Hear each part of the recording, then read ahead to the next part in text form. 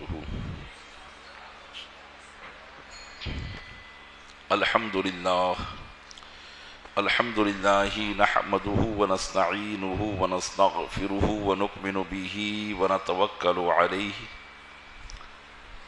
ونعوذ بالله من شرور أنفسنا ومن سيئات أعمالنا. من يهديه الله فلا مضل له ومن يضلله فلا هادي له. ونشهد أن لا إله إلا الله وحده لا شريك له. ونشهد أن سيدنا ومولانا محمدا عبده ورسوله. أما بعد فأعوذ بالله من الشيطان الرجيم. بسم الله الرحمن الرحيم. لقد كان لكم في رسول الله أسوة حسنة.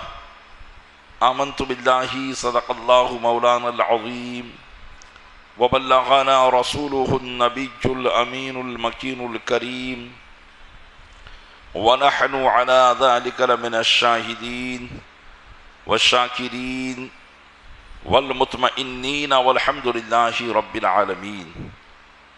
آئیے سب سے پہلے ہم اور آپ آقا انعامدار مدینے کے تاجدار دونوں عالم کے مالک و مختار نائب پروردگار گلشن ہستی کی اولی فصل بہار کے دربار گوہر بار میں درود پاک کا قیمتی ہار پیش کریں. اللہم صلی علی سیدنا شفیعنا نبینا مولانا محمد معدن الجود والکرم وآلہ وبارک وسلم. عقیدت و محبت کے ساتھ ایک مرتبہ اور پڑھیں. اللہم صلی علی سیدنا شفیعنا نبینا مولانا محمد معدن الجود والکرم وآلہ وبارک وسلم. گنبد خضرا کے تصور کے ساتھ ایک مرتبہ اور پڑھیں. اللہم صلی علی سیدنا شفیعنا نبینا مولانا محمد معدن الجود والکرم منبع العلم والحلم والحکم وآلہ واصحابہ وبارک وسلم.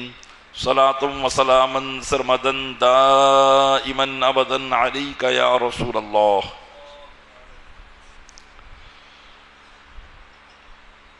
الحمدللہ عز وجل ہم اور آپ اپنے آقا و مولا جناب احمد مجتبیٰ حضرت محمد مصطفیٰ ارواحنا فداہ علیہ التحیۃ والثناء صلی اللہ تعالی علیہ وسلم کی بارگاہ بے کس پناہ میں جشن ولادت کے موقع پر خراج عقیدت پیش کرنے کے لیے حاضر ہوئے ہیں. اللہ تبارک و تعالی کی بارگاہ میں دعا ہے کہ مولا ہماری ان مجلسوں کو اپنی بارگاہ میں قبول فرما اور ہمارے لیے ان مجلسوں کو ذریعہ نجات بنا. آمین بجاہ النبی الامین صلی اللہ تعالی علیہ وآلہ واصحابہ التسلیم.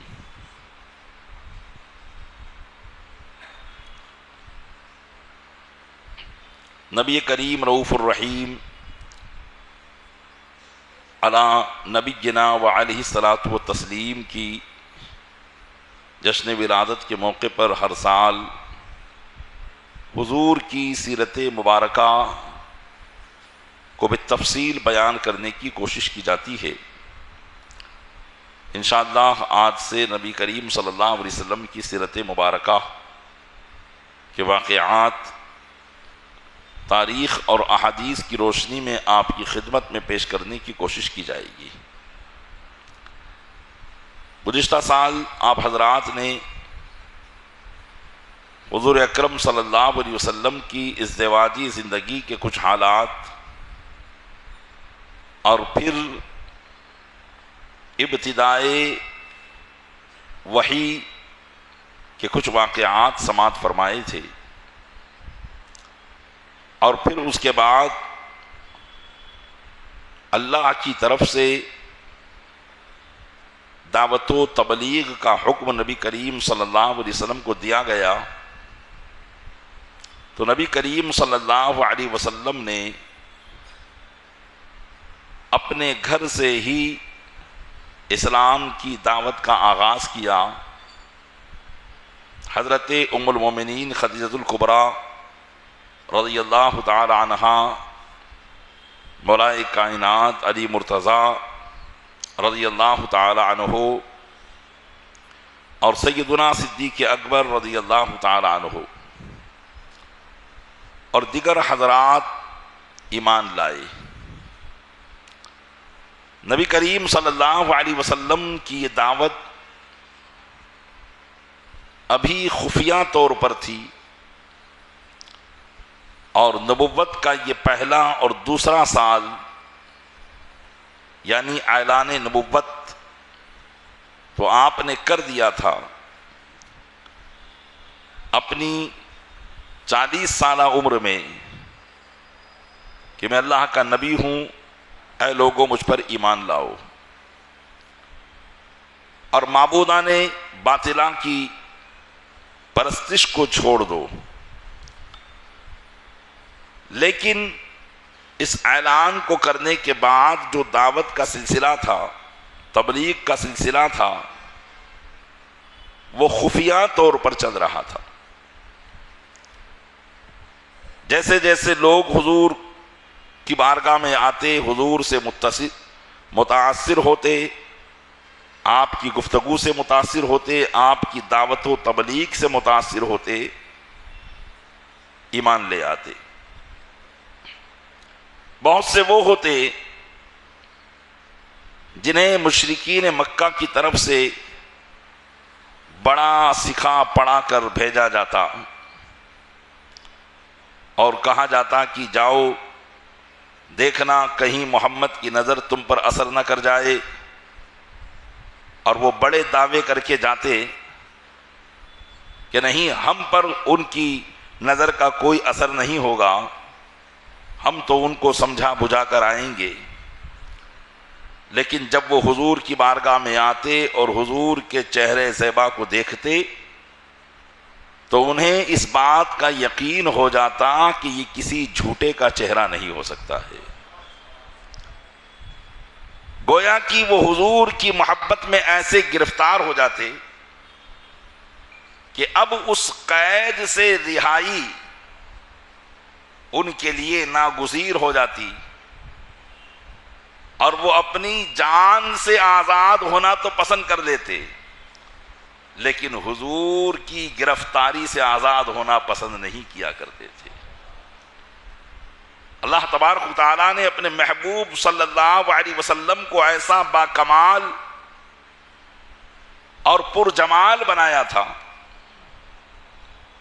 کہ آپ کو جو ایک نظر سے منصفانہ طور پر انصاف کے ساتھ دیکھتا، وہ آپ کی دعوت کا انکار نہ کر پاتا،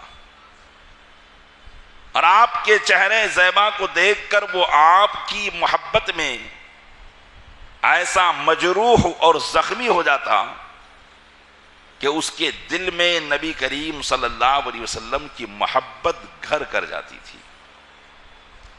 اور کیوں نہ ہو، اللہ تبارک و تعالیٰ نے یہ کمال اور خوبی اپنے محبوب کو عطا فرمائی تھی۔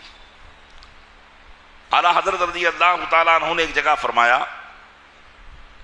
نہ دل بشر ہی فگار ہے کہ ملک بھی اس کا شکار ہے، نہ دل بشر ہی فگار ہے کہ ملک بھی اس کا شکار ہے، یہ جہاں جو ہزدہ ہزار ہے جسے دیکھو اس کا ہزار ہے۔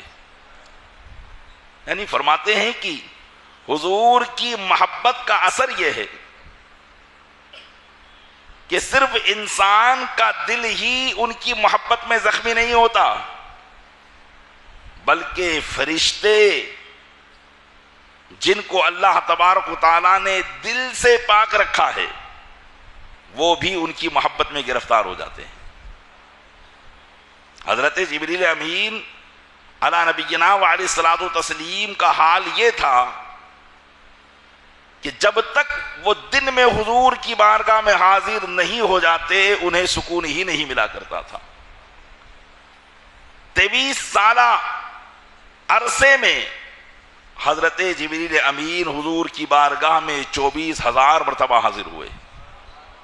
اب آپ اندازہ لگا لیں کہ ایک ایک دن میں کئی کئی مرتبہ ان کی حاضری ہوئی ہوگی. کسی نے کیا خوب کہا ہے، بے لقائے یار ان سے چین مل جاتا اگر، بار بار آتے نہ یوں جبریل سدرا چھوڑ کر. تو یہاں کہا گیا کہ نہ دل بشر ہی فگار ہے، انسان کا دل ہی صرف زخمی نہیں ہے، یہ محبت اور یہ چہرہ ایسا ہے کہ فرشتے بھی اس کے شکار ہو چکے ہیں. نہ دل بشر ہی فگار ہے کہ ملک بھی اس کا شکار ہے، یہ جہاں جو ہزدہ ہزار ہے. میں نے کل بھی بتایا تھا کہ اللہ تبارک و تعالیٰ نے 18,000 عالم پیدا فرمائے ہیں. ہزدہ فارسی لفظ ہے، اس کو کہتے ہیں 18 کو ہزدہ کہا جاتا ہے. تو ہزدہ ہزار یعنی 18,000. فرمایا یہ جہاں جو ہزدہ ہزار ہے، جسے دیکھو اس کا ہزار ہے، یعنی یہ تمام 18,000 عالم، فرشتے تو فرشتے، انسان تو انسان، 18,000 عالم ان پر قربان ہونے کے لیے تیار ہے. تو بہرحال اللہ کے محبوب صلی اللہ علیہ وسلم کو اللہ تعالیٰ نے وہ کمال عطا کیا تھا، اور چہرے زیبا میں وہ کشش عطا فرمائی تھی کہ جو منصفانہ نظر سے انہیں دیکھتا ان کا ہوئے بغیر نہیں رہ پاتا تھا. گزشتہ سال آپ حضرات نے صحابہ کرام کے ایمان لانے کے متعدد واقعات سماعت کیے تھے، اور یہ نبوت کا دوسرا سال تھا، اور یہ پہلا دور تھا دعوت و تبلیغ کا، جس میں نبی کریم صلی اللہ علیہ وسلم نے خفیہ طور پر اعلان نبوت، خفیہ طور پر اپنی دعوت و تبلیغ کا سلسلہ جاری رکھا. اعلانیہ طور پر اسلام کی دعوت عام نہ ہوئی، لیکن پھر بھی جب مشرکین کو پتہ چل جاتا کہ یہ ایمان لایا یا وہ ایمان لایا تو وہ اسے سزا دیا کرتے تھے. حضرت صدیق اکبر رضی اللہ تعالیٰ عنہ کے ایمان کی خبر پا کر مشرکین نے جو انہیں ایذا پہنچائی تھی اس کا واقعہ آپ گزشتہ سماعت کر چکے. تو اب بعض تو وہ ہوتے جو اپنے ایمان کا اظہار لوگوں کے سامنے کر دیتے، حالانکہ حضور کی طرف سے انہیں اس کی اجازت نہ ہوتی، لیکن جب وہ حضور صلی اللہ علیہ وسلم سے اجازت مانگتے تو حضور انہیں اجازت عطا کرتے. حضرت عمرو بن عتبہ سلمی رضی اللہ تعالیٰ عنہ، یہ بھی ایک صحابی رسول ہیں جو اسلام کی دعوت کے پہلے دور میں ایمان لے کر آئے، اور یہ خود اپنے ایمان لانے کا واقعہ بیان کرتے ہیں کہ زمانے جاہلیت ہی میں اپنی قوم سے بیزار تھا، اس لیے کہ زمانے جاہلیت کے اندر حضور کے تشریف لانے سے پہلے کا جو زمانہ ہے اس کو زمانے جاہلیت کہا جاتا ہے. فرماتے ہیں کہ میں اپنی قوم سے اور اپنی قوم کے مذہب سے بیزار تھا. میں ایسے بتوں کی پوجا نہیں کرتا تھا جو نہ نفع پہنچا سکے نہ نقصان پہنچا سکے. میرے نزدیک ایسی عبادت کرنے والے احمق اور بے وقوف لوگ ہوا کرتے تھے، اس لیے فطری طور پر میرے اندر یہ چیز تھی کہ میں کسی ایسے مذہب کا متلاشی تھا، کسی ایسے مذہب کو تلاش کرتا تھا کہ جس مذہب میں کئی بتوں کی عبادت نہ ہو، بلکہ اس مذہب میں صرف ایک اللہ وحدہ لا شریک کی عبادت ہو. لیکن چونکہ ابھی ایسا کوئی ماحول نہیں تھا اور نہ ہی اس کی کوئی دعوت دینے والا تھا، تو میں عیسائیوں کے ایک راہب کے پاس پہنچا، اور اسلام سے پہلے جو مذہب سچا مذہب تھا وہ مذہب عیسائیت تھا، جبکہ وہ حضرت عیسیٰ علیہ السلام کو اللہ کا بندہ مانتے ہو، اور لوگ ان کو کتابی کہا کرتے تھے، یعنی یہ اہل کتاب ہیں، ان کے پاس اللہ کی طرف سے آئی ہوئی کتاب ہے. اس لیے زمانے جاہلیت میں بھی لوگ اپنے مسائل کو سلجھانے کے لیے ان عیسائیوں کے پاس جایا کرتے تھے۔ تو حضرت عمرو بن عتبہ سلمی کہتے ہیں کہ میں ایک عیسائی راہب کے پاس گیا اور میں نے اسے اپنے دل کی کیفیت بتائی اور اپنی قوم سے اپنے بیزاری کا معاملہ بیان کیا کہ میں اپنی قوم سے ایک زمانے سے بیزار ہوں، اس لیے مجھے کسی ایسے دین کی خبر دیجئے کہ جسے میں پا کر مطمئن ہو جاؤں۔ تو اس عیسائی راہب نے کہا یاد رکھ، یہ وہ زمانہ چل رہا ہے کہ عنقریب اس زمانے میں امت کا آخری نبی ظاہر ہونے والا ہے، اور اس آخری نبی کی پہلی قیام گاہ مکہ مکرمہ زادہ اللہ شرفم و تعظیمہ ہے، لہذا تم انتظار میں رہو اور جب بھی مکہ سے اس بات کا اعلان ہو فوراً جا کر اسلام قبول کر لینا۔ حضرت عمرو بن عتبہ سلمی کہتے ہیں کہ میں بغیر کسی کام کے مکہ آتا جاتا، حالانکہ مجھے کوئی اور کام نہیں رہتا، بس میں وہاں جاتا تو میرا مقصد یہی ہوتا کہ میں لوگوں سے بس یہ پوچھتا کہ کیا مکہ میں کوئی نیا واقعہ ہوا ہے، کوئی نئی بات ہوئی ہو تو بتاؤ، لیکن مکہ والے نہیں میں جواب دیتے تو میں واپس آ جاتا۔ اپنے علاقے سے کئی مرتبہ میں اس پیغمبر کی تلاش میں مکہ پہنچا جس کی خبر مجھے اس راہب نے دی تھی، یہاں تک کہ میرا حال یہ تھا کہ وہ قافلے جو میرے علاقے سے گزرتے اور مکہ جاتے تو میں ان کے راستے میں چلا جاتا، اور مکہ کے آنے والے ہر قافلے سے میں دریافت کرتا کیا مکہ میں کوئی نئی بات ہوئی ہے۔ کہا اسی عادت کے مطابق ایک مرتبہ مجھے کچھ قافلے والوں نے بتایا کہ ہاں مکہ کے اندر ایک بڑا حادثہ ہو گیا ہے اور ایک بڑی خبر ہو گئی ہے کہ قریش خاندان ہی میں سے ایک شاخ بنو ہاشم کی ہے، اس کے ایک فرد نے اپنے نبی ہونے کا دعویٰ کیا ہے، اور وہ قریش کے تمام بتوں کو معبودوں کو جھٹلاتا ہے اور کہتا ہے کہ ایک اللہ کی عبادت کرو۔ حضرت عمرو بن عتبہ کہتے ہیں کہ جس بات کی مجھے تلاش تھی وہ بات ہو چکی تھی، دل میں خوشی کی لہر دوڑ گئی، میں فوراً مکہ مکرمہ پہنچا، لیکن جا کر پتہ لگایا تو دیکھا کہ مکہ کے لوگ اس دعوت دینے والے کے دیوانگی کے طور پر دشمن بنے ہوئے ہیں، جس سے پوچھتا وہ ان کے بارے میں منفی جواب دیتا، کوئی صحیح جواب مجھے نہ ملتا۔ اور ان دنوں نبی کریم صلی اللہ علیہ وسلم دار ارقم میں خفیہ ہو کر پوشیدہ ہو کر اپنی دعوت کو پھیلا رہے تھے، لیکن وہاں پہنچنا بڑا مشکل تھا۔ کہتے ہیں بڑی مشکلات کا سامنا کر کے میں نبی کریم صلی اللہ علیہ وسلم کی بارگاہ تک پہنچ گیا، اور جا کر میں نے سلام کیا تو حضور نے میرے سلام کا جواب دیا۔ میں نے عرض کیا کہ آپ کون ہو؟ تو انہوں نے کہا کہ میں اللہ کا نبی ہوں۔ تو میں نے پوچھا کہ اللہ تعالیٰ نے تمہیں کس کام کے لیے بھیجا ہے؟ تو حضور اکرم صلی اللہ علیہ وسلم نے فرمایا کہ اللہ نے مجھے اس لیے بھیجا ہے کہ ان توصل الرحم ولا تحقن الدماء وتأمن السبیل وتکسر الاوثان وتعبد اللہ ولا تشرک به شیئا۔ حضور نے ارشاد فرمایا کہ اللہ نے مجھے بھیجا ہے اس کام کے لیے کہ تم صلہ رحمی کرو، خونوں کو نہ بہاؤ، اور راستوں کو پرامن کرو، اور بتوں کو توڑ دو، اور ایک اللہ کی عبادت کرو اور اس کا کسی کو شریک نہ ٹھہراؤ۔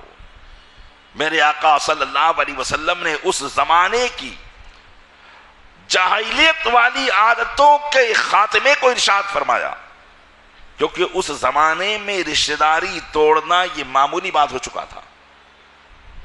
ایک ایک غلطی پر بھائی بھائی کے خون کا دشمن ہو جایا کرتا تھا.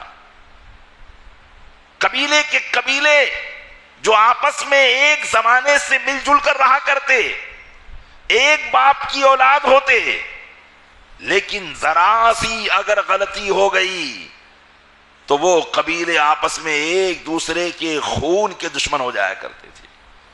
میرے آقا صلی اللہ علیہ وسلم نے ایسے ماحول میں ان تمام کو ایک اللہ کی عبادت کی دعوت دے کر ان کو ایسا ملایا کہ وہ کہیں کے بھی رہنے والے ہوں، ایک دوسرے کے بھائی بھائی ہو گئے. یہ میرے آقا صلی اللہ علیہ وسلم کی دعوت کا اثر تھا. یہی زمانے جاہلیت کی وہ خرابیاں تھی کہ جن خرابیوں کی بنیاد پر اللہ تعالیٰ نے اہل عرب کو اتنی صلاحیتیں عطا فرمائی تھی، اور ان صلاحیتوں کے باوجود وہ قوم پیچھے سے پیچھے چلی جا رہی تھی.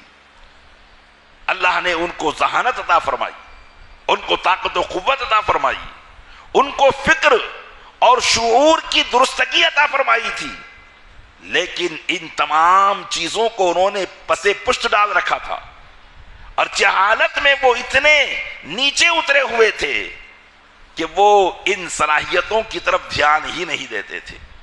لیکن اللہ کے محبوب صلی اللہ علیہ وسلم نے ان لوگوں کو جن کو دیگر ممالک والے اس زمانے میں انسان بھی نہیں سمجھتے تھے، میرے آقا صلی اللہ علیہ وسلم نے اس قوم کو صرف انسان ہی نہیں بنایا بلکہ لوگوں کا رہنما اور ہادی بنا دیا. کسی نے کیا خوب کہا ہے کہ خود نہ تھے جو راہ پر اوروں کے ہادی بن گئے، کیا نظر تھی جس نے مردوں کو مسیحا کر دیا. اللہ کے محبوب صلی اللہ علیہ وسلم کی دعوت کا اثر ہوا. پیارے اسلامی بھائیو، غور کرے نبی کریم صلی اللہ علیہ وسلم کی اس دعوت پر، جس پیغام کے لیے حضور کو بھیجا گیا. حضور نے کیا فرمایا؟ ان توصل الرحم، مجھے اس لیے بھیجا گیا ہے کہ تم صلہ رحمی کرو. یا ان توصل الرحم، اس لیے بھیجا گیا کہ صلہ رحمی کی جائے. اب ہم اور آپ اپنے اندر غور کریں، وہ غیر مسلم تھے جن کو صلہ رحمی کی پہلے دعوت دی جاتی تھی، لیکن ہم تو کلمہ پڑھ کر بھی قطع تعلق اور رشتہ داری کو توڑنے پر تلے ہوئے ہیں. آپ بتائیں ہمارے اندر وہی عیب پیدا ہو گیا کہ نہیں ہو گیا جو عیب زمانے جاہلیت کے مشرکوں میں تھا، جس برائی کو مٹانے کے لیے حضور اکرم صلی اللہ علیہ وسلم تشریف لائے تھے. بہرحال ہمیں آج بھی اپنے گلے سے غیروں کی جو اتباع کا پٹا ہم نے ڈال رکھا ہے اس کو اتار کر اپنے آقا صلی اللہ علیہ وسلم کی اطاعت کا پٹا اپنے گلے میں ڈالنا چاہیے. آپس میں رشتہ داری کو بڑھانا چاہیے، محبتوں کا اضافہ کرنا چاہیے، اور اپنی رشتہ داری کو شیر و شکر کرنا چاہیے. حضرت عمرو بن عتبہ سلمی کہتے ہیں حضور اکرم صلی اللہ علیہ وسلم کی اس دعوت کو جب میں نے سنا اور آپ کے پیغام کو میں نے سنا تو میں نے کہا کہ یہ بہت بہترین دعوت ہے. آپ جو دعوت لے کر آئے ہیں، جو پیغام لے کر آئے ہیں، یہ بہت بہترین پیغام ہے. اور پھر میں نے پڑھا اشہد ان لا الہ الا اللہ واشہد ان محمد انک رسول اللہ، میں گواہی دیتا ہوں کہ اللہ کے سوا کوئی معبود نہیں، اور میں گواہی دیتا ہوں کہ آپ اللہ کے رسول ہیں. یہ مسرب اسلام ہو گئے. چنانچہ حضور اکرم صلی اللہ علیہ وسلم سے انہوں نے عرض کیا کہ اب میرے لیے آپ کا کیا حکم ہے، کیا میں یہیں ٹھہروں یا کہیں چلے جاؤں؟ تو حضور اکرم صلی اللہ علیہ وسلم نے فرمایا کہ آپ کی مرضی، اگر چاہو تو یہاں ٹھہرو، لیکن یہاں کے حالات تم دیکھ رہے ہو کہ مسلمانوں کے حالات ایسے ہیں کہ یہاں اسلام کو ظاہر کرنا ابھی مشکل ہے. لہذا اگر تم چاہتے ہو تو اپنے وطن چلے جاؤ، اور جب سننا کہ ہم نے اس جگہ سے کسی اور جگہ پر ہجرت کر دی ہے تو پھر وہیں آ کر ملاقات کرنا. حضرت عبداللہ بن عتبہ سلمی کہتے ہیں کہ میں حضور سے رخصت ہو کر اپنے وطن چلا گیا، اور پھر جب چند سالوں کے بعد میں نے سنا کہ حضور صلی اللہ علیہ وسلم مدینہ منورہ ہجرت کر کے آ گئے ہیں، تو میں بھی مدینہ منورہ حاضر ہوا اور حضور سے ملاقات کی۔ تو حضور سے عرض میں نے کیا، یا رسول اللہ کیا آپ نے مجھے پہچانا؟ تو حضور نے فرمایا کہ ہاں، تم عتبہ سلمی ہو، اور تم وہی ہو جس کو میں نے اپنے وطن جانے کے لیے کہا تھا۔ پھر حضرت عبداللہ بن عتبہ سلمی کہتے ہیں کہ میں نے حضور سے عرض کیا، یا رسول اللہ مجھے یہ ارشاد فرمائیں کہ اللہ کی بارگاہ میں دعا کی قبولیت کی بہترین گھڑیاں کیا ہیں؟ تو حضور اکرم صلی اللہ علیہ وسلم نے ارشاد فرمایا، جوف اللیل الآخرہ والصلاۃ مشہودۃ متقبلہ۔ حضور اکرم صلی اللہ علیہ وسلم نے فرمایا کہ رات کا پچھلا حصہ یہ دعا کی مقبولیت کا بہترین وقت ہے، اور نماز کے وقت فرشتے حاضر ہوتے ہیں، وہ بھی دعا کی مقبولیت کا وقت ہے۔ حضور اکرم صلی اللہ علیہ وسلم نے دو باتیں انہیں ارشاد فرمائی۔ دیکھیے دین اسی طریقے سے ہم تک پہنچا کہ ہر صحابی آتا اور حضور کی بارگاہ میں کچھ نہ کچھ سوال کرتا، اور حضور انہیں اس کے مطابق جواب ارشاد فرماتے، اور وہ بات ہم تک پہنچ جاتی، یہاں تک کہ آج پورا دین ہم تک پہنچا ہوا ہے۔ ہر ایک آدمی اپنی ضرورت کے مطابق سوال کرتا۔ انہوں نے سوال کیا تو حضور نے جواب دیا کہ نصف رات کا پچھلا حصہ، یعنی آدھی رات گزر جانے کے بعد جو دوسری آدھی رات آئے گی، اس کا پچھلا حصہ یہ دعا کی مقبولیت کے لیے بہت بہترین وقت ہے، اور نماز کے اوقات بھی دعا کی مقبولیت کے اوقات ہیں۔ بہرحال اس طریقے سے رفتہ رفتہ مسلمانوں کی تعداد بڑھ رہی تھی، لیکن تقریباً 2 سال کا عرصہ ہو چکا تھا، مسلمانوں کی تعداد میں جس طریقے سے اضافہ ہونا چاہیے تھا وہ اضافہ نہیں ہوتا تھا۔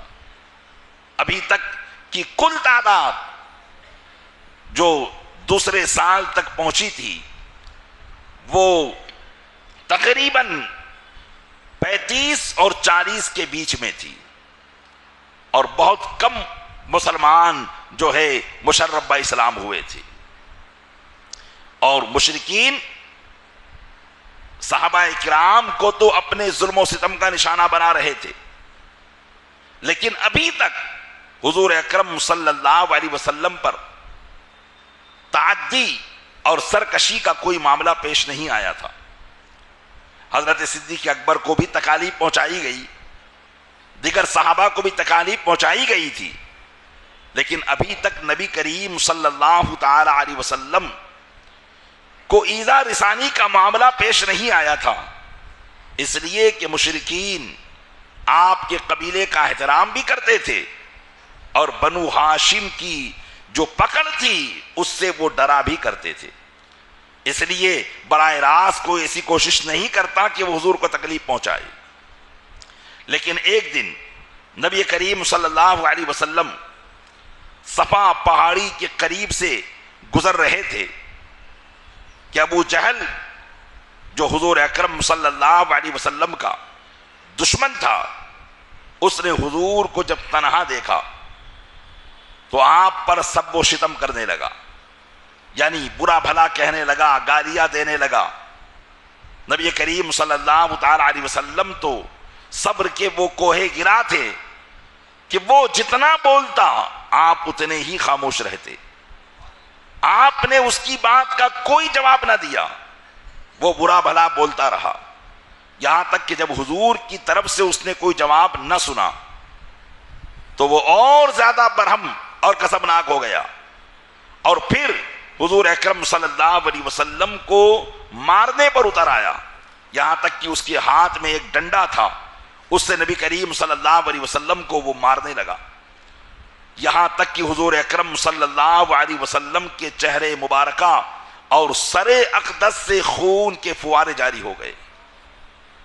عبداللہ بن جدعان جن کا گھر صفا پہاڑی کے قریب تھا، ان کی کنیز نے یہ سارا ماجرا دیکھا کہ حضور اکرم صلی اللہ علیہ وسلم کو ابو جہل نے اس طریقے سے مارا ہے، نبی کریم صلی اللہ علیہ وسلم حلم و وقار کا پیکر بن کر تشریف فرما رہے، لیکن آپ نے اس کی نہ بات کا کوئی جواب دیا نہ اس کی مار کا کوئی جواب دیا، یہاں تک کہ جب اس کا غصہ ٹھنڈا ہوا وہ وہاں سے چلا گیا اور حضور اکرم صلی اللہ علیہ وسلم بھی اپنے کاشان اقدس کی طرف چلے گئے۔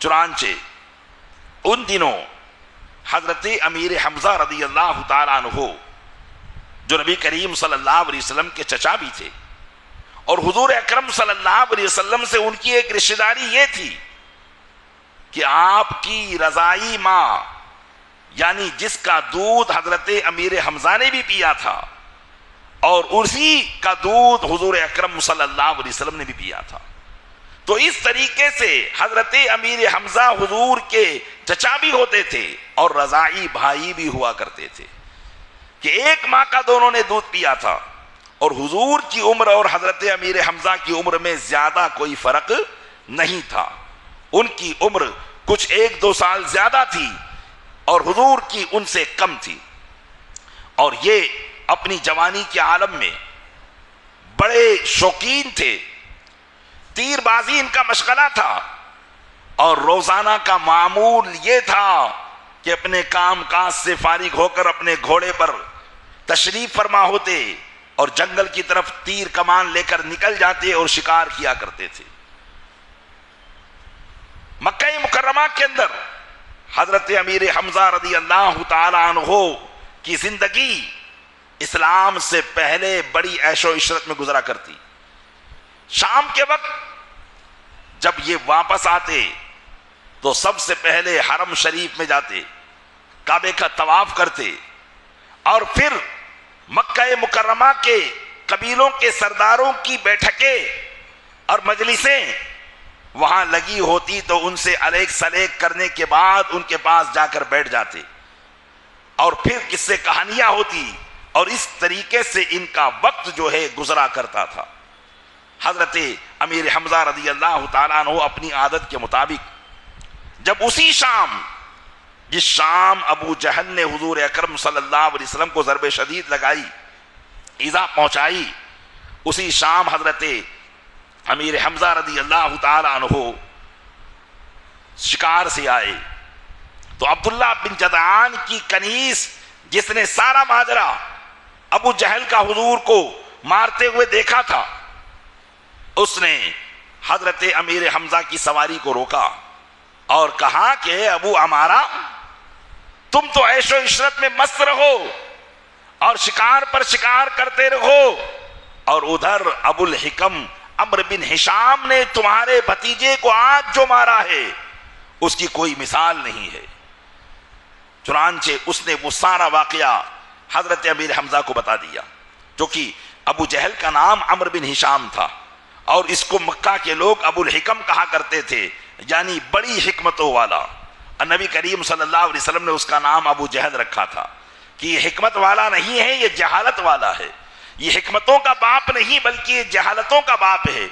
الغرض حضرت امیر حمزہ رضی اللہ تعالی عنہ نے یہ بات سنی تو بڑے آگ بگولا ہو گئے، اور بجائے اس کے کہ کعبۃ اللہ شریف کا طواف کرتے، وہ سیدھے حرم شریف میں داخل ہوئے۔ وہاں پر قریش کی ٹولیاں جگہ جگہ اپنی عادت کے مطابق بیٹھی ہوئی تھی، ہر قبیلے کی ایک بیٹھک تھی اور ہر قبیلہ اپنے سردار کے ساتھ وہاں بیٹھ کر گفتگو کرتا اور سارے دن کے حالات کو بیان کرتا، اور حضرت امیر حمزہ ان کے پاس جا کر سلام کلام کرتے۔ لیکن آج معاملہ بڑا عجیب تھا، حضرت امیر حمزہ رضی اللہ تعالیٰ عنہ نے نہ تو کسی کو سلام کیا، نہ کسی سے خیر خیریت دریافت کی، بس آپ کی نظر ان مجلسوں کے اندر ابو جہل کو تلاش کر رہی تھی۔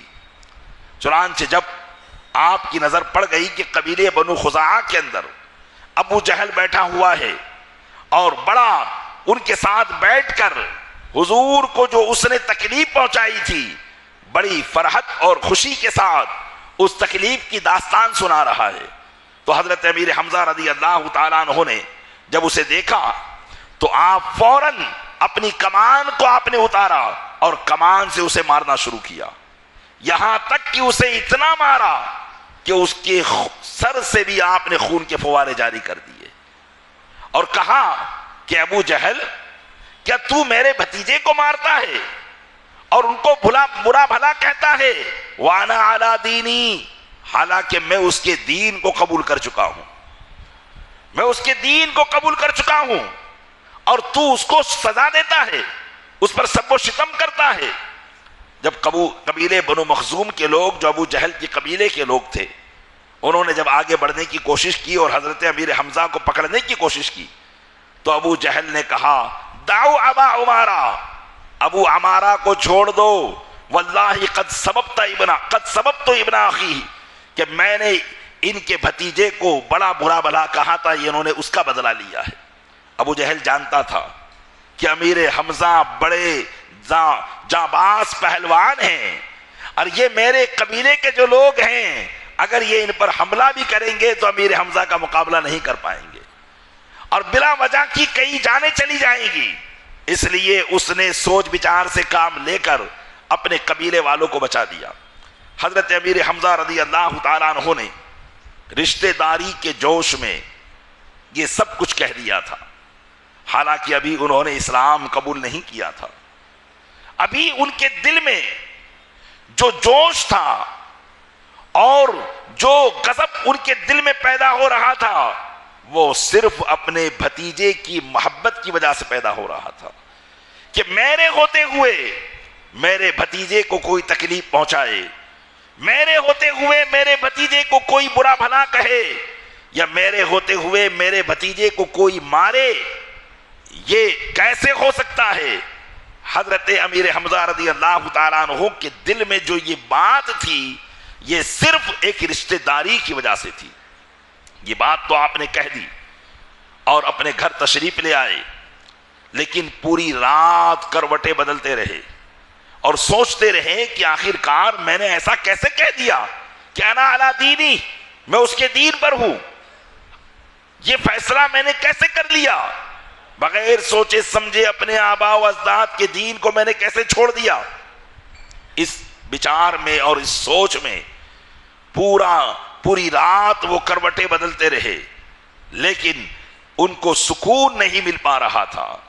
چنانچہ حضرت امیر حمزہ رضی اللہ تعالیٰ عنہ بیان کرتے ہیں کہ جب صبح ہوئی تو میں خود بارگاہ رسالت صلی اللہ علیہ وسلم میں حاضر ہو گیا اور میں نے حضور اکرم صلی اللہ علیہ وسلم سے کہا یا ابن اخی انی قد وقعت فی امر لا اعرف المخرج منہ، اے میرے بھتیجے میں ایک ایسی مصیبت میں پڑ گیا ہوں جس سے نکلنے کا راستہ میں نہیں جانتا ہوں۔ وَإِقَامَةُ مِثْلِي عَلَى مَا لَا أَدْرِي مَا هُوَ أَرُشْدٌ أَمْ هُوَ غَيٌّ شَدِيدًا، اور میرا معاملہ جس میں میں پڑا ہوا ہوں، میرے جیسا آدمی ایسی بات پر اڑا رہے حالانکہ وہ اس بات کو جانتا بھی نہیں ہے کہ وہ ہدایت ہے یا گمراہی ہے، یہ بہت مشکل ہے۔ فحدثنی، اس لیے آپ مجھے بیان کرے کہ حقیقی بات کیا ہے۔ میں چاہتا ہوں کہ اے میرے بھتیجے تم مجھے بیان کرو کہ بات کیا ہے، میں ایسا ابو جہل کے سامنے کہہ چکا ہوں۔ حضور اکرم صلی اللہ علیہ وسلم کی بارگاہ میں جب حضرت امیر حمزہ رضی اللہ تعالیٰ عنہ نے اپنی بے چینی کی وجہ بیان کی اور کہا کہ میرا دل بڑا بے چین ہو رہا ہے کہ میں ایک ایسی قسم کا اعلان کر کے آ گیا ہوں مشرکین کے سامنے جس کے بارے میں نے ابھی سوچا بھی نہیں ہے، جس کے بارے میں ابھی میں نے کچھ فکر بھی نہیں کی ہے، اور میں ان کے سامنے یہ اعلان کر کے آ گیا ہوں، حالانکہ بات کیا ہے میں خود سمجھ میں نہیں آ رہا، مجھے نہیں آ رہا ہے۔ لہذا آپ میری اس فکر کو اور اس پریشانی کو دور کیجئے۔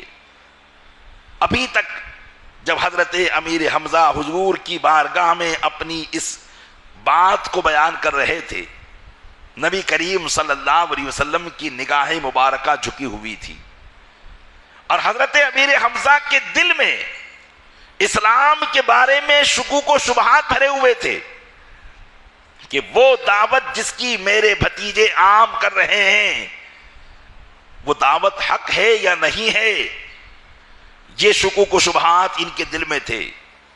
جب حضور اکرم صلی اللہ علیہ وسلم نے حضرت امیر حمزہ کی اس بات کو سنا اور جیسے ہی اپنی نگاہ مبارکہ کو اٹھایا اور حضرت امیر حمزہ کے چہرے مبارکہ پر اپنی نگاہ کو ڈالا تو ان کے دل سے سارے پردے اٹھ گئے، سارے حجابات اٹھ گئے. شک و شبہ کا جو غبار ان کے دل پر تھا وہ ہٹ گیا اور فوراً زبان سے نکلا اشہد ان لا الہ الا اللہ واشہد انک رسول اللہ. یعنی میں گواہی دیتا ہوں کہ اللہ کے سوا کوئی معبود نہیں اور آپ اللہ کے رسول ہیں. حضرت امیر حمزہ نے ایک نگاہ نبوت پر ایمان کو قبول فرما دیا. اور ابھی جس اسلام کے بارے میں وہ شک و شبہ میں مبتلا تھے، اب حضور کو کیا کہتے ہیں؟ فَظْهَرْ يَا ابْنَ أَخِي دِينَكَ فَوَاللَّهِ مَا أُحِبُّ أَنَّ لِي مَا أَزْرَلْتُهُ السَّمَاءُ وَإِنِّي عَلَى دِينِ الْأَوَّلِ. آپ نے ارشاد فرمایا، اے میرے بھائی کے فرزند، آپ اپنے دین کا اظہار فرماتے رہیں. قسم خدا کی میں ہرگز اس بات کو پسند نہیں کروں گا اگرچہ مجھے دنیا کی ساری نعمتیں دے دی جائیں کہ اب میں اس دین سے ہٹ کر کسی اور دین کی طرف چلا جاؤں. حضرت امیر حمزہ رضی اللہ تعالی عنہ نے اس طریقے سے اس بات کا اظہار کیا. پیارے اسلامی بھائیوں، غور کریں، یہاں آپ کو غور کا مقام ہے، دشمنان اسلام کو جواب دینے کا مقام ہے. آج لوگ اپنی زبان میں جو بات آتی ہے کہہ دیتے ہیں، منہ میں جو بات آتی ہے کہہ دیتے ہیں کہ اسلام تو تلوار کے زور سے پھیلا ہے. مسلمانوں نے بڑی زیادتیاں کر کے غیر مسلموں کو کلمہ پڑھایا اور مسلمان کیا ہے، ظلم و ستم کے پہاڑ توڑ کر ان کو مسلمان کیا ہے. لیکن یہاں پر تاریخ کے صفحات میں حضرت امیر حمزہ کا ایمان موجود ہے. یہاں غور کریں کہ تلوار کس طرف سے اٹھی تھی، لکڑیاں کس طرف سے اٹھی تھی، مارا کس نے تھا. یہاں تو صرف نگاہ نبوت اٹھی تھی جس نے حضرت امیر حمزہ کے دل کی دنیا کو بدل کے رکھ دیا ہے. اس لیے کہ اللہ تعالیٰ نے اپنے محبوب کی نظر کیمیا اثر میں وہ کیمیائی عطا فرمائی تھی کہ جس پر وہ نظر پڑ جاتی تھی اسے کفر و شرک کے دلدل سے نکال کر ایمان کی طہارت کی طرف ڈال دیا کرتی تھی. یہ حضرت امیر حمزہ رضی اللہ تعالیٰ عنہ کا ایمان تھا. علماء فرماتے ہیں کہ حضرت امیر حمزہ کے ایمان لانے کے بعد مسلمانوں کو بڑی تسلی ہوئی کیونکہ بات یہی تھی کہ حضرت امیر حمزہ کا ایک وقار اہل مکہ میں تھا، ان کی عزت اہل مکہ میں تھی اور ان کا دبدبہ اہل مکہ میں تھا. جیسا کہ آپ نے ان کے ایمان لانے سے پہلے کے واقعے کو دیکھا کہ حرم شریف میں مشرکین کے قبائل موجود ہیں اور یہ ابو جہل کو حضور کو تکلیف دینے کی وجہ سے مار رہے ہیں، لیکن کسی میں ہمت نہیں تھی کہ وہ حضرت امیر حمزہ کا مقابلہ کرے. اللہ تعالیٰ نے ایسا دبدبہ ان کو عطا کیا تھا. اس لیے جب یہ اسلام لائے تو مسلمانوں کو بڑی تسلی حاصل ہوئی، بڑا سکون حاصل ہوا. لیکن ابھی بھی مسلمانوں کے اوپر جو مشرکین کے مظالم تھے وہ کم نہیں ہوئے تھے. اکے دکے مسلمانوں کو پا کر وہ مسلمانوں کو سزا اور تکلیف دینے کی کوشش کیا کرتے تھے. اللہ کے محبوب صلی اللہ تعالی علیہ وسلم اللہ کی بارگاہ میں یہ دعائیں کیا کرتے تھے کہ اے مولا اسلام کو طاقت عطا فرما، اسلام کو عزت عطا فرما. حضور کی دعا یوں ہوا کرتی تھی، اللہم اعز الاسلام والمسلمین، اللہم اعز الاسلام بالمسلمین، اللہم اجد الاسلام بالمسلمین. اے اللہ اسلام اور مسلمانوں کو عزت عطا فرما، اے اللہ اسلام اور مسلمانوں کی مدد فرما. حضور یہ دعا فرماتے رہتے تھے. میرے آقا صلی اللہ علیہ وسلم کی دعا یقیناً اللہ کی بارگاہ میں قبول ہوا کرتی ہے، باب مستجاب کو پہنچا کرتی ہے. ایک دن حضور اکرم صلی اللہ علیہ وسلم نے خاص دعا فرمائی. صحابہ کرام دیکھ رہے تھے کہ مکہ مکرمہ کے اندر حضرت امیر حمزہ کے علاوہ بھی دو ایسی شخصیت تھی کہ اگر ان میں سے کوئی ایک ایمان لے آتا تو اسلام کا بڑا کام ہو جاتا، اور حضور چاہتے تھے کہ ان دونوں میں سے کوئی ایک ایمان لائے۔ تو حضور اکرم صلی اللہ علیہ وسلم نے ایک دن یوں دعا فرمائی، اللہم اعز الاسلام بعمر بن الخطاب وعمر بن ہشام۔ حضور نے یہ دعا فرمائی کہ اللہ اسلام اور مسلمانوں کو طاقت عطا فرما عمر بن خطاب کے ذریعے یا عمر بن ہشام کے ذریعے۔ عمر بن ہشام یہ ابو جہل کا نام تھا۔ حضور چاہتے تھے کہ یہ ایمان لے آئے یا ابو جہل ایمان لے آئے، ان دونوں میں سے اگر کوئی بھی ایمان لائے گا تو مسلمانوں پر جو مظالم ڈھائے جا رہے ہیں اہل مکہ کے وہ مظالم کم ہو جائیں گے۔ اس لیے حضور اکرم صلی اللہ علیہ وسلم یہ دعا فرماتے تھے۔ لیکن حضرت عبداللہ بن مسعود رضی اللہ تعالیٰ عنہ کی روایت میں یہ ہے کہ حضور اکرم صلی اللہ علیہ وسلم نے خاص کر حضرت عمر رضی اللہ تعالیٰ عنہ کے لیے دعا کی اور کہا اللہم اعز الاسلام والمسلمین بعمر بن الخطاب، اے اللہ اسلام اور مسلمانوں کی کو طاقت عطا فرما عمر بن خطاب کے ذریعے۔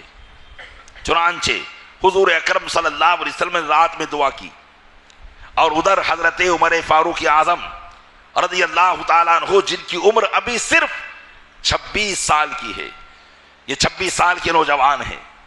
حضرت عمر فاروق اعظم رضی اللہ تعالیٰ عنہ کی سیرت میں آتا ہے کہ آپ اسلام لانے سے پہلے بھی آپ کا مزاج ایسا تھا کہ آپ اپنی قوم کی یکجہتی کو دیکھنا چاہتے تھے۔ آپ ہمیشہ اس بات کی فکر میں رہتے تھے کہ ہماری جو قوم مکہ میں رہتی ہے ان کے درمیان کوئی اختلاف پیدا نہ ہو۔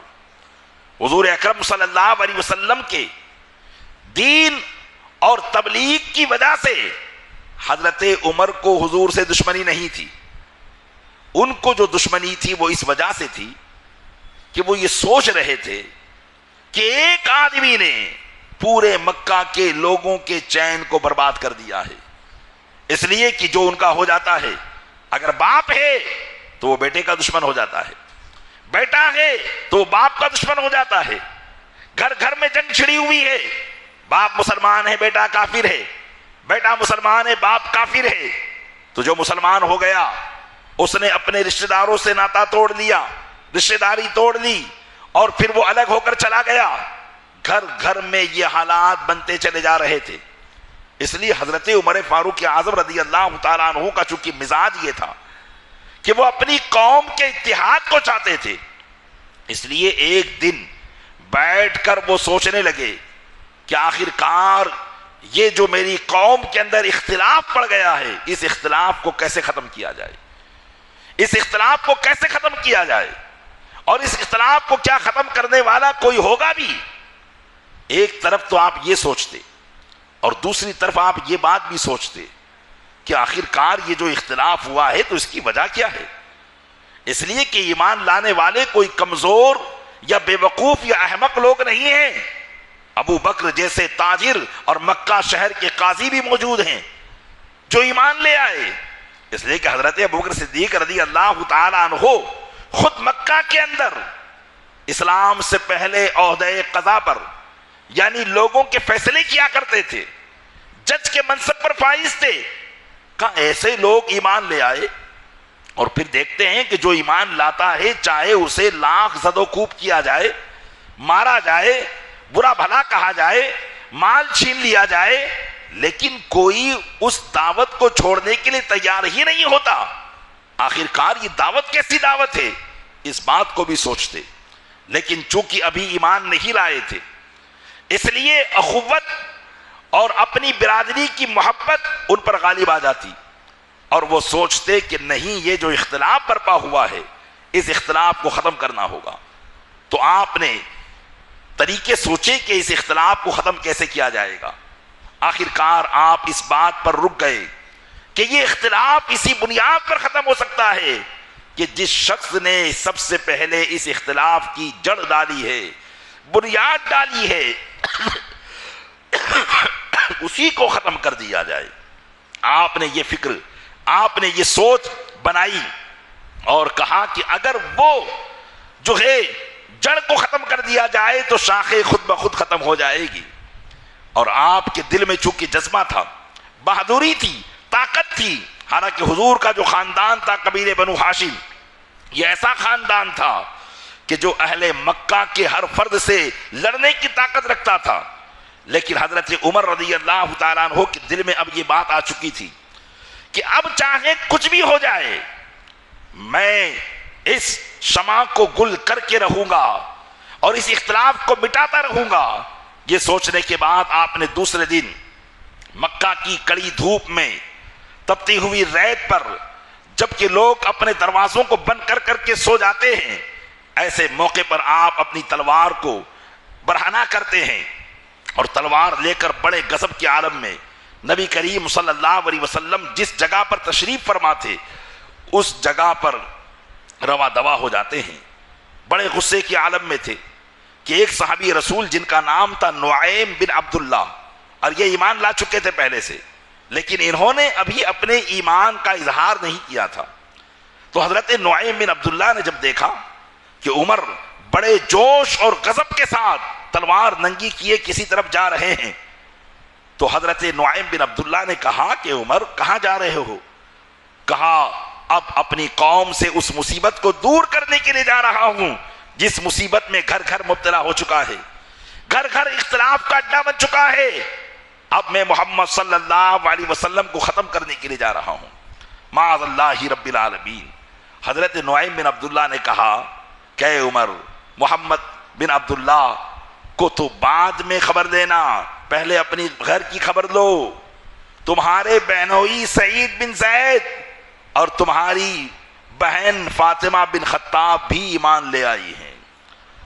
حضرت عمر رضی اللہ تعالیٰ عنہ نے جب یہ سنا کہ ارے یہ فتنہ میرے گھر میں داخل ہو چکا ہے اور یہ بات میرے گھر میں داخل ہو چکی ہے اور مجھے اطلاع تک نہیں، چنانچہ حضرت عمر فاروق اعظم نے حضور اکرم صلی اللہ علیہ وسلم کا ارادہ ترک کیا اور سب سے پہلے اپنے گھر پر گئے، اپنی بہن کے گھر پر گئے. حضرت سعید بن زید اور حضرت فاطمہ بن خطاب رضی اللہ تعالیٰ عنہ، یہ ایک صحابی رسول سے جو قرآن کے قاری تھے، قرآن سیکھ رہے تھے. اور پہلے ایسا ہی معاملہ ہوتا تھا کہ جو آیتیں قرآن کی نازل ہوتی صحابہ حضور سے سیکھ لیتے اور پھر جو وہاں موجود نہیں ہوتے ان لوگوں کو جا کر سکھا دیا کرتے تھے. تو حضرت سعید بن زید اور فاطمہ بن خطاب دروازہ بند کر کے قرآن کی یہ آیتیں سیکھ رہے تھے. اتنے میں دروازہ کھٹکھٹایا گیا. پوچھا کون؟ تو کہا کہ عمر. حضرت سعید بن زید نے جب سنا تو وہ کانپنے لگے اور جو پڑھانے والے قاری صاحب تھے وہ جا کر کھٹیا میں چھپ گئے اور ادھر آپ کی بہن نے جو ہے دروازہ کھولا. تو حضرت عمر فاروق اعظم رضی اللہ تعالیٰ عنہ نے جب یہ دیکھا کہ یہ ایک کلام رکھا ہوا ہے، ایک کچھ کاغذ ہے، کچھ اوراق ہے جس پر کچھ لکھا ہوا ہے اور یہ اسے پڑھ رہے ہیں، تو پوچھا یہ کیا ہے؟ کہا یہ اللہ کا کلام ہے. کہا کیا تم اسلام لے آئے؟ تو کہا کہ ہاں ہم اسلام لے آئے، بس یہ سننا تھا. حضرت عمر نے اپنے بہنوئی حضرت سعید بن زید کو مارنا شروع کیا. اتنا مارا کہ انہیں مار کر ادمرا کر دیا. جب آپ کی بہن بیچ میں آئی تو انہیں بھی مارنا شروع کیا، یہاں تک کہ ان کو بھی لہو لہان کر دیا. حضرت فاطمہ بنت خطاب رضی اللہ تعالیٰ عنہ نے کہا اے عمر، تم اگر مارنا ہی چاہتے ہو تو مار ڈال دو، ختم کر دو، لیکن یاد رکھو جس دین کی دعوت ہم قبول کر چکے ہیں ہم اس کو چھوڑنے والے نہیں ہیں. حضرت عمر فاروق اعظم رضی اللہ تعالیٰ عنہ نے اپنی خون سے زار بہن کو، لہو لہان بہن کی زبان سے جب ایسے کلمات سنے کہ آخر کار ایسی کون سی دعوت ہے کہ اتنی سزا ملنے کے بعد بھی اس کی محبت، اس دین کی محبت ان کے دل سے نہیں جاتی ہے، آخر کار ایسی کون سی بات ہے. تو حضرت عمر فاروق اعظم رضی اللہ تعالیٰ عنہ کے دل میں کچھ نرمی پیدا ہوئی. تو کہا کہ اچھا بتاؤ تم کون سی چیز پڑھ رہے تھے، وہ مجھے دو. تو آپ کی بہن نے کہا کہ ہم خدا کا کلام پڑھ رہے تھے. اور اے عمر تم ناپاک ہو، تم کافر ہو، تم اس کو ہاتھ نہیں لگا سکتے. کہا اس کے لیے مجھے کیا کرنا ہوگا؟ تو انہوں نے کہا کہ تمہیں جو ہے اس کے لیے غسل کرنا ہوگا. حضرت عمر فاروق اعظم رضی اللہ تعالی عنہ نے غسل کیا اور پھر آئے، اور پھر وہ قرآن کی کچھ اوراق تھے، اس لیے کہ دفتی کی شکل میں تو اس وقت قرآن بنا ہی نہیں تھا، قرآن کے کچھ اوراق تھے۔ حضرت عمر فاروق اعظم کی نظر جیسے ہی قرآن کے ان اوراق پر پڑی تو وہاں سورہ طٰہٰ کی ابتدائی آیتیں لکھی ہوئی تھی، طٰہٰ ما انزلنا علیک القرآن لتشقیٰ الا تذکرۃ لمن یخشیٰ تنزیلا ممن خلق الارض والسماوات العلی الرحمن علی العرش استویٰ۔ حضرت عمر فاروق اعظم جیسے جیسے قرآن کی آیت پڑھتے جا رہے ہیں ان کا دل پسیستا چلا جا رہا ہے۔ میں نے کل بھی کہا تھا کہ جو عربی زبان سمجھتا ہوگا وہ خدا کے کلام کو سن کر اس کی تعریف کیے بغیر اور اس کا گرویدہ ہوئے بغیر وہ نہیں رہ سکے گا۔ حضرت عمر فاروق اعظم نے جیسے ہی قرآن کی ان ابتدائی آیتوں کو سنا دل پسیج گیا اور آنکھوں سے آنسو جاری ہو گئے اور پوچھنے لگے بتاؤ محمد صلی اللہ علیہ وسلم کہاں پر موجود ہے؟ اتنے میں وہ قاری صاحب جو ابھی تک چھپے ہوئے تھے وہ نکلے اور کہا اے عمر مبارک ہو، کل ہی اللہ کے محبوب نے تمہارے اسلام کے لیے دعا کی تھی، اللہم اعز الاسلام بأحب الرجلین الیکا بعمر بن الخطاب او عمر بن ہشام۔ اے اللہ تیرے نزدیک ان دو شخصوں میں جو زیادہ محبوب ہے عمر بن خطاب یا عمر بن ہشام، ان دونوں میں سے کسی ایک کے ذریعے جو تیری بارگاہ میں محبوب ہے اس کے ذریعے تو اسلام کی مدد عطا فرما۔ چنانچہ اب حضرت عمر فاروق اعظم رضی اللہ تعالیٰ عنہ غصہ سارا کافور ہو چکا تھا، حضور کی بارگاہ میں چلے۔ حضور اکرم صلی اللہ علیہ وسلم دار ارقم میں تشریف فرما ہوتے تھے، صحابہ کرام علیہم رضوان ہر وقت حضور کے پاس رہا کرتے تھے کہ کہیں کوئی کافر حضور کو کوئی تکلیف نہ پہنچائے۔ چنانچہ حضرت عمر فاروق اعظم رضی اللہ تعالیٰ عنہ جب پہنچے، دروازہ کھٹکھٹایا گیا، صحابہ کرام جو موجود ہوتے تو پہلے دروازے کی دراڑ میں سے جھانکتے کہ کہیں کوئی ایسا شخص تو نہیں جو حضور کو تکلیف پہنچائے۔ تو جب دراڑ میں سے دیکھا تو حضرت عمر فاروق اعظم تلوار لیے کھڑے ہوئے تھے۔ صحابہ کرام نے عرض کیا یا رسول اللہ عمر ہے، یا رسول اللہ عمر ہے۔ حضرت امیر حمزہ رضی اللہ تعالی عنہ نے فرمایا گھبراؤ مت، اگر عمر کی نیت صحیح ہوئی تو ٹھیک ہے، ورنہ اسی کی تلوار سے اس کا سر قلم کر دیا جائے گا۔ حضور اکرم صلی اللہ علیہ وسلم نے بھی فرمایا افتحوا لہ بابا، حضرت عمر کے لیے دروازہ کھول دو۔ پھر فرمایا فَإِنَّهُ إِن يُرِدْ بِهِ خَيْرًا يَجِدْهُ، اگر اللہ نے ان کے ساتھ بھلائی کا ارادہ کر لیا ہے تو ضرور اس بھلائی کو پائیں گے۔ چنانچہ حضرت عمر فاروق اعظم رضی اللہ تعالیٰ عنہ کے لیے دروازہ کھولا گیا۔ حضرت عمر دروازے میں داخل ہوئے، جیسے ہی دروازے میں داخل ہوئے صحابہ کرام نے حضرت عمر کے دونوں بازوؤں کو پکڑ لیا تاکہ یہ حضور کو کوئی گزند یعنی تکلیف نہ پہنچا سکے۔ حضرت عمر فاروق اعظم حضور کے قریب ہوتے چلے جا رہے تھے، یہاں تک کہ حضور اکرم صلی اللہ علیہ وسلم کھڑے ہوئے اور حضرت عمر کی چادر کو پکڑا اور اسے جھٹکا دیا اور ارشاد فرمائے اسلم یا ابن الخطاب، اللہم اہدی قلبہ، اللہم اہدی عمر بن الخطاب، اللہم اعز الدین بعمر بن الخطاب، اللہم اخرج ما فی صدورہم من عمر فی عمر من غل اجد لہ ایمانا۔ حضور نے فرمایا اے عمر اسلام لے آ، اور پھر اللہ کی بارگاہ میں دعا کی کہ اے اللہ عمر کے دل کو سیدھا فرما دے، عمر کے دل کی ہدایت فرما دے، عمر کے ذریعے اسلام کی مدد فرما۔ حضرت عمر کے لیے جیسے ہی حضور نے دعا کی، حضرت عمر یہ کہتے ہوئے حضور کے قدموں میں گرے اشہد ان لا الہ الا اللہ وانک رسول اللہ، کہ میں گواہی دیتا ہوں اللہ کے سوا کوئی معبود نہیں اور بے شک آپ اللہ کے رسول ہیں۔ پیارے اسلامی بھائیوں غور کر لیں، اللہ کے محبوب صلی اللہ علیہ وسلم کی دعوت کتنی صاف اور ستھری تھی۔ آج مشرکین کی طرف سے، دشمنان اسلام کی طرف سے اسلام کے خلاف شبہات پیدا کیے جاتے ہیں تو بعض پڑھے لکھے مسلمان ان شبہات میں مبتلا ہو جاتے ہیں اور کہتے ہیں کہ ہاں شاید ایسا ہوا ہوگا، حضور کے بارے میں شک و شبہ کرنے لگ جاتے ہیں۔ چونکہ پیارے اسلامی بھائیوں ان کا اسلام وہ ہوتا ہے جو نام کا اسلام ہوتا ہے، اس لیے اپنے اسلام کو ایسا مضبوط کریں چاہے ہم تک وہ باتیں پہنچی ہو یا نہ پہنچی ہو، ہمارا دل ایسا مضبوط رہے کہ کوئی اس دل کو متزلزل نہ کر پائے۔ آج کے اس دور کے اندر ہمیں اپنے محبوب کی محبت سختی کے ساتھ اپنے دل میں پیدا کرنا ضروری ہے، سختی کے ساتھ۔ اور دل سختی کے ساتھ محبوب کی محبت کا دیوانہ کیسے بنے گا؟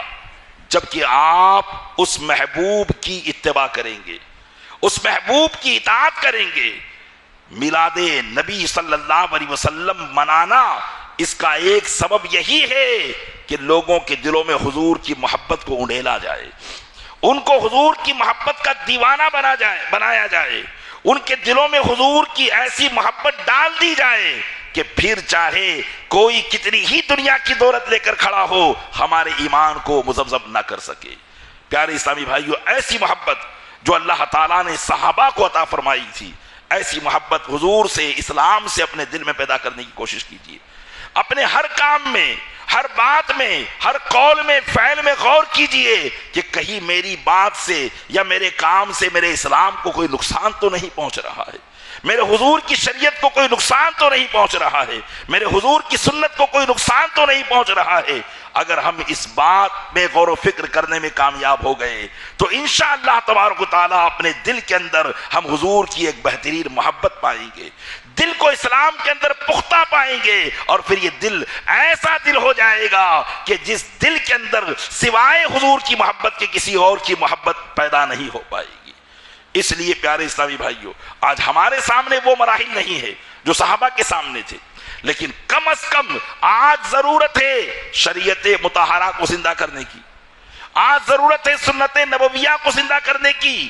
آج سنتوں کو پامال کیا جا رہا ہے، آج شادی بیاہ کے نام پر سنتوں کی دھجیاں اڑائی جا رہی ہے، معاذ اللہ رب العالمین۔ آج ہم کوشش کریں کہ اپنے نبی کی ان سنتوں کو زندہ کر دیں، اپنے نبی کے ان طریقوں کو زندہ کریں، اور اپنے اندر جو جاہلیت آ چکی ہے اس جاہلیت کو ختم کرنے کی کوشش کریں۔ اللہ تعالیٰ اپنے محبوب صلی اللہ علیہ وسلم کے صدقے میں ہمیں ان باتوں پر عمل کرنے کی توفیق عطا فرمائے، انہیں یاد رکھنے کی توفیق عطا فرمائے۔ آمین۔